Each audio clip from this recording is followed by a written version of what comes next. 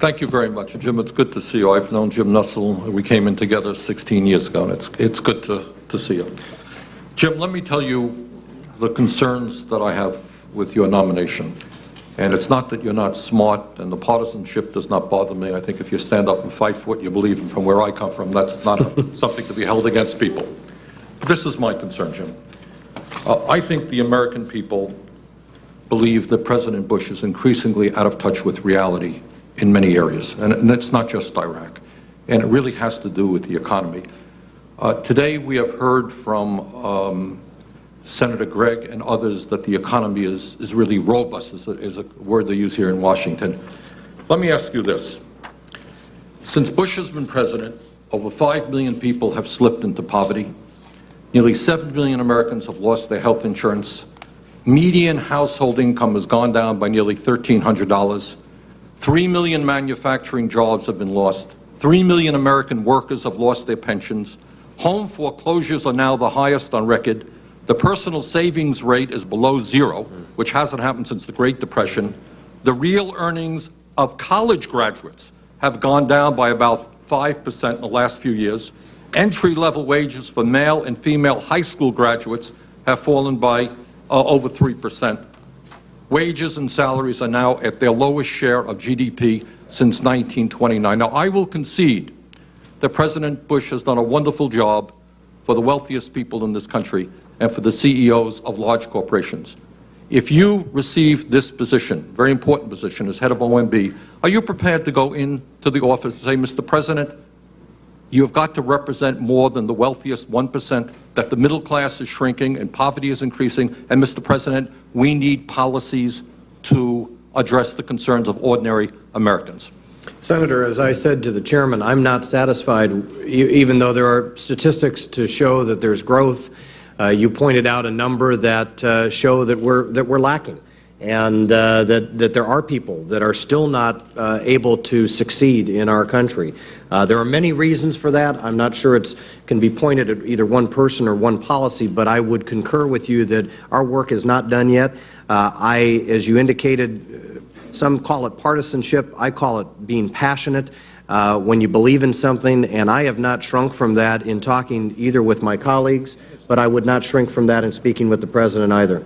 Jim, the President has insisted that at a time when we have the highest rate of childhood poverty, an issue that we don't talk enough about, but as you may know, over 18% of the children in this country live in poverty, the highest rate by far of any country on earth. The President believes that we should completely repeal the inheritance tax in a way that applies only to the wealthiest 0.2%. If we repealed the inheritance tax, the Walton family, which owns Walmart, one of the wealthiest families in America, would receive over $32 billion in tax breaks. Do you think it's appropriate to give $32 billion in tax breaks to the wealthiest, to one of the wealthiest families in this country, at the same time when we have 9 million children living without health insurance in this country and the highest rate of childhood poverty? Is that a good sense of priorities in your judgment?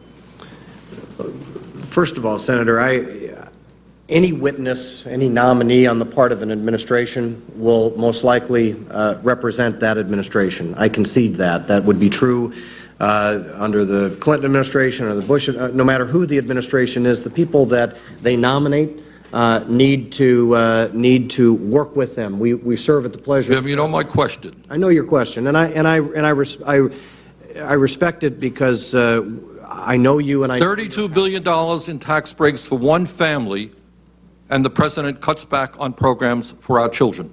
Does that make sense to you? But I also know, Senator, that if you increase the taxes on that one family, you would not solve the problem either. There's a lot of work to be done within our tax code. We just had a conversation about how our tax code is not performing. It's not doing the job. You think we should repeal the inheritance tax so that one family gains $32 billion? Well, not for that purpose, no, sir, Senator, but I did vote on that behalf, on that issue in the House. So I've already voted on that, and my vote was yes. I will report to you as I know you know. I know. You know I know. I know. Jim, this country has by far the most unequal distribution of income and wealth. Senator Gregg was talking about how the wealthy are paying all of the taxes. He forgot to tell us that the top 300,000 Americans now earn nearly as much income as the bottom 150 million Americans. 300,000, 150 million. The gap between the rich and the poor is growing wider. These hedge fund guys are making more money than anyone could possibly imagine. Does that growing gap between the rich and the poor in America, which is now by far the highest in the industrialized world, concern you? Oh, yeah, yes, sir, it does. But I would say to my friend that my view is that we should do everything we can to help the people who aren't succeeding, who are poor, succeed. And I don't think that has to be done to the detriment of people who have been successful.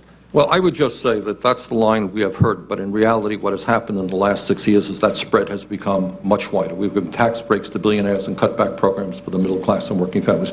I think, Mr. Chairman, my time has expired.